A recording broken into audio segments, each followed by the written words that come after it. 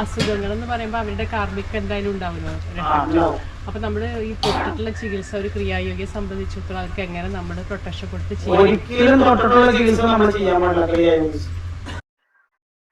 Pranic healing, പിന്നെ എന്തൊട്ടാണ് reiki, ഇതെല്ലാം അതേമാതിരി ഈ ടച്ച് തെറാപ്പി, ഇതെല്ലാം മറ്റേ ഇത് പ്രഷർ എന്താണ് മറ്റേ അക്വപ്രഷർ, ഇതെല്ലാം നമുക്ക് അടിയിൽ കിട്ടും. ഇന്നലെ തന്നെ ഞാൻ 2 പേഷ്യന്റിനെ എനിക്ക് കാശിട്ടുള്ളതല്ലേ, ഗൾഫിൽ നിന്ന് വന്ന ടീമാ, പറഞ്ഞു കിട്ടും, അസുഖം മാറൂലെന്നും പറഞ്ഞു.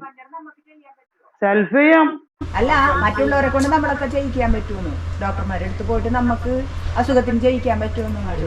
അപ്പൊ അദ്ദേഹം ഇപ്പൊ നമ്മളിങ്ങനെ തൊട്ട് ചെയ്യല്ലേ, പ്രഷർ ചെയ്യല്ലേ, അപ്പൊ അദ്ദേഹത്തിന്റെ ഓരോ ചേച്ചിയുടെ ഓരോ ടച്ച് ചെയ്തോ ഇല്ലേ? അപ്പൊ അങ്ങോട്ട് ഇങ്ങോട്ട് ഷെയറിങ് വരും.